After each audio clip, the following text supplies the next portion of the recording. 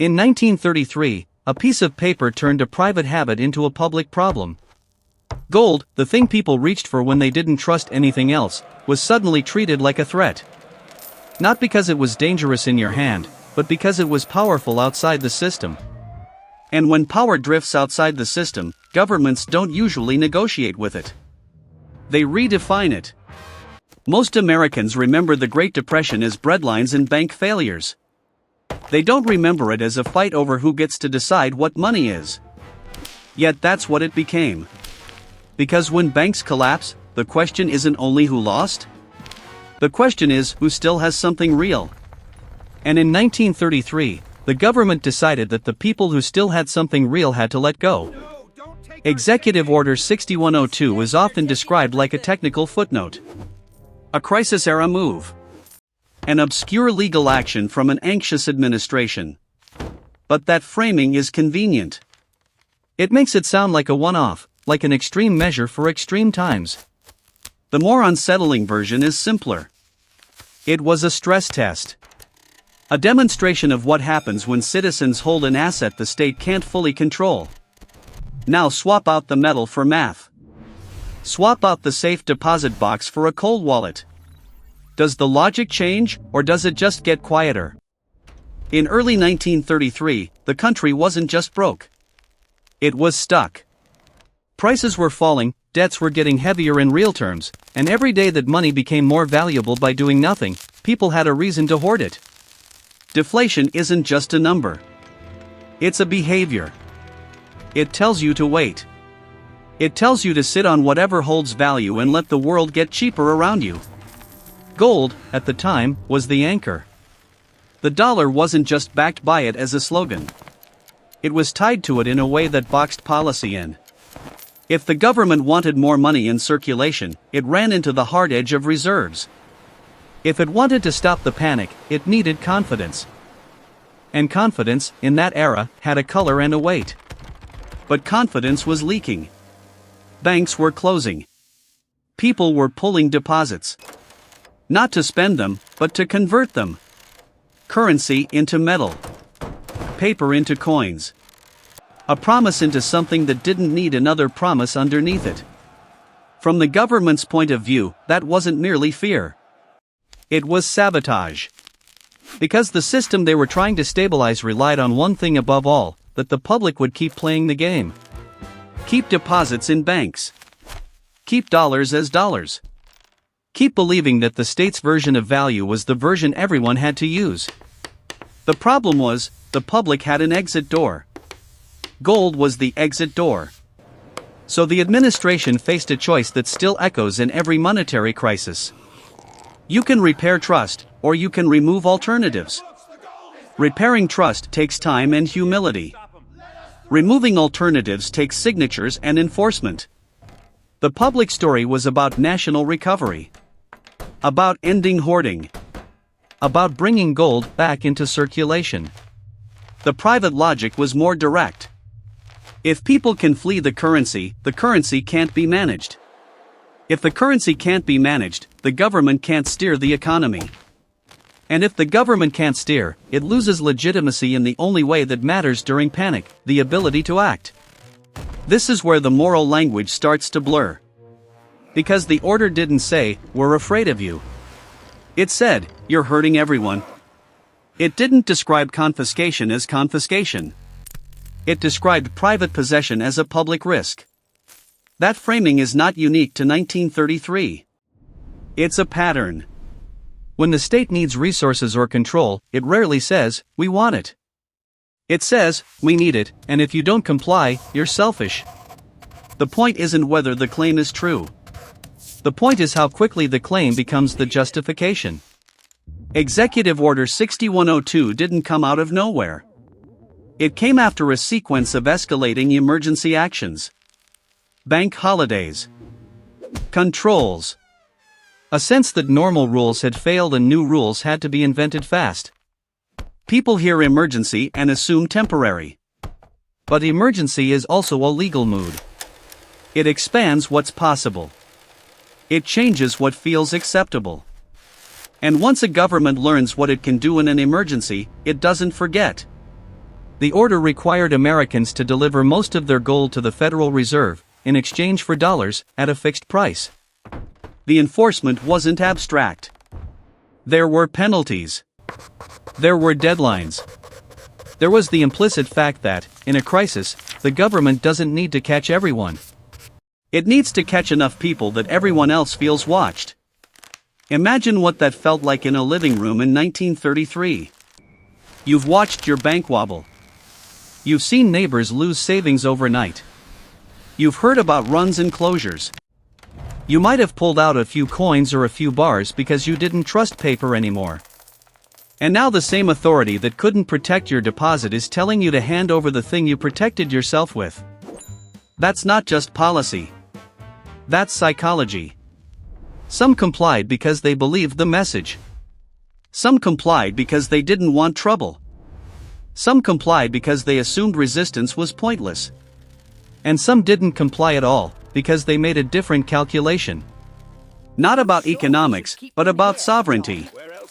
About the boundary between what the state can request and what it can demand. The usual telling makes this a story of sacrifice for recovery. But there's another way to see it. It was a reallocation of optionality. The government needed freedom to move. The public's gold represented a constraint on that freedom. So the constraint was removed. Not by persuasion, but by force of law. And here's the part that changes the meaning of everything. Shortly after pulling gold in at one price, the government revalued it. The official price of gold was raised. The dollar was effectively devalued relative to gold. In plain terms, if you handed over your gold, and the state then changed the conversion rate, the state captured the upside. That is a technical sentence, but the emotional translation is simple. The rules changed after the transfer. Some defenders argue that this was necessary. That without devaluation and monetary expansion, recovery would have been impossible. Some critics argue it was a quiet confiscation of purchasing power. Both can be true in different frames. And the interesting question isn't which frame you prefer. It's which frame the state got to enforce. Because once the state can compel the surrender of an asset and then redefine its value, it's not just managing money. It's managing reality. This is the pivot point most people miss. Executive Order 6102 wasn't only about gold. It was about establishing a hierarchy of claims.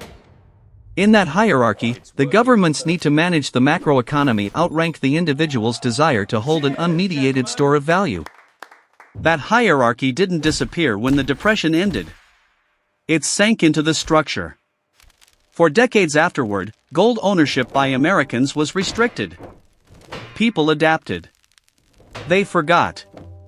They built their lives around the system that replaced it. Wages in dollars. Savings in banks. Retirement in markets. Debt in contracts that assumed the currency's legitimacy without asking.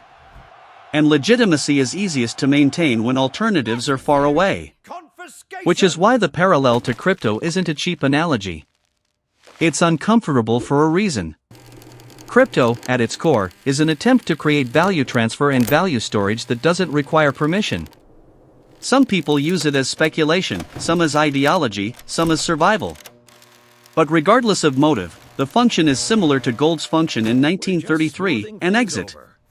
Not an exit from society, but an exit from monetary monopoly.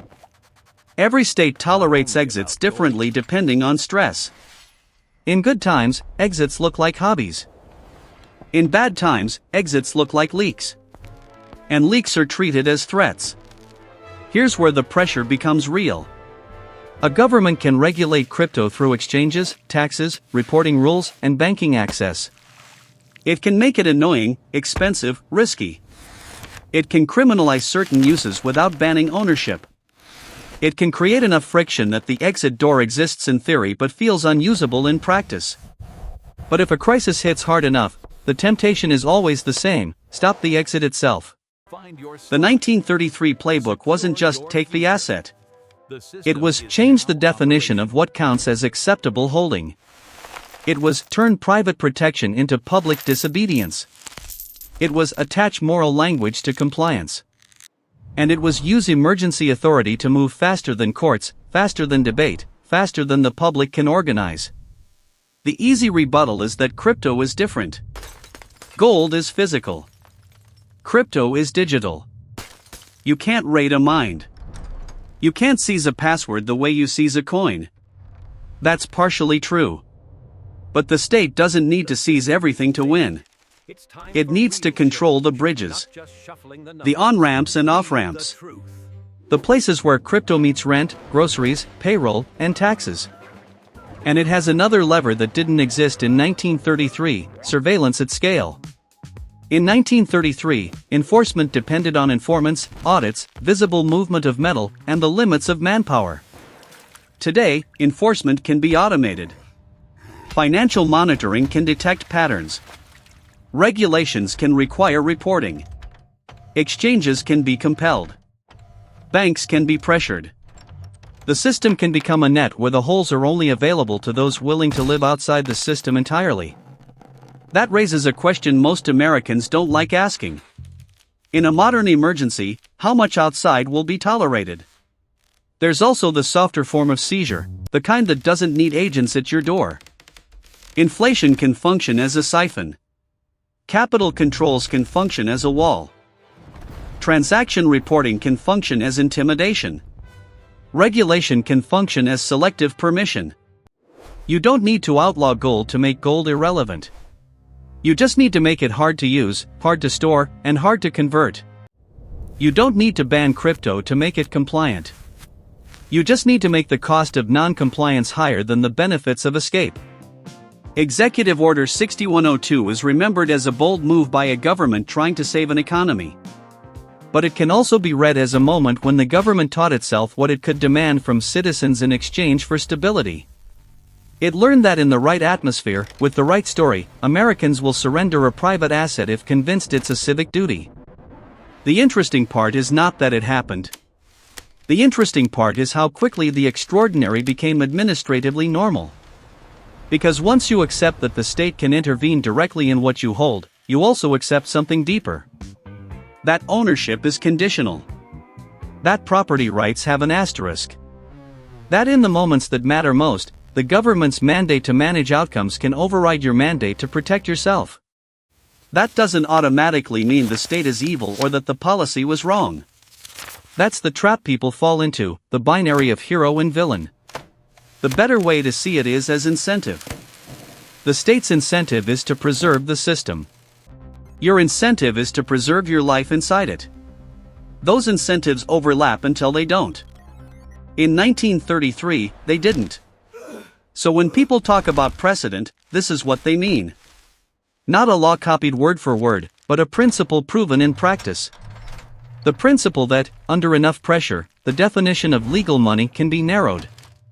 The principle that alternative stores of value can be framed as antisocial. The principle that emergencies reframe rights as obstacles. Crypto enthusiasts like to say, they can't take it. The state, historically, doesn't always need to take it. It needs to neutralize it. It needs to make holding it costly, using it dangerous, and converting it traceable. It needs to make the exit feel like exile. And that leads to the most revealing comparison.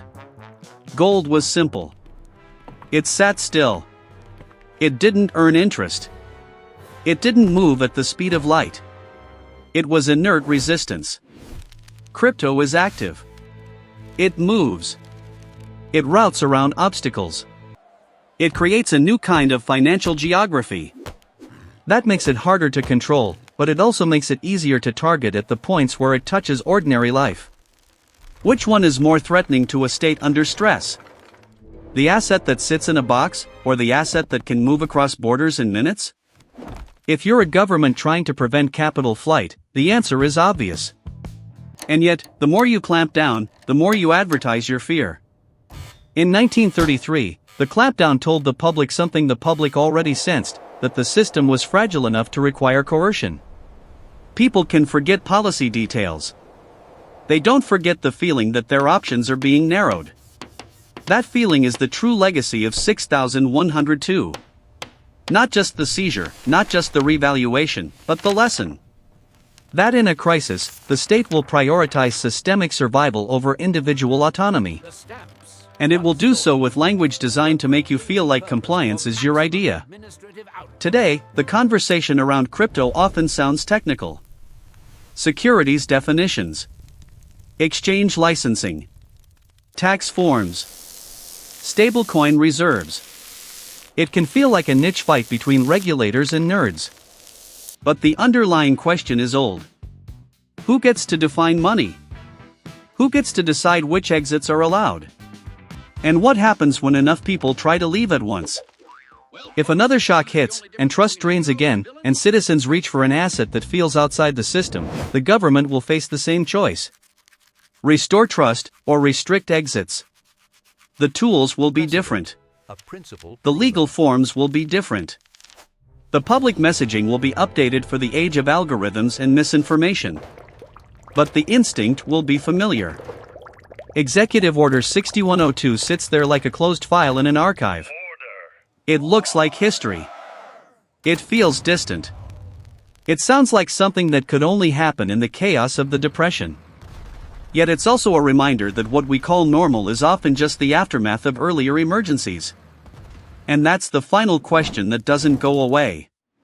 When the next emergency arrives, and it always does in one form or another, what will be labeled as hoarding? What will be labeled as dangerous independence? What will be labeled as a threat to recovery? And if the government decides your private safety net is a public problem, will you recognize the move while it's happening, or only afterward, when it has already been renamed into something reasonable?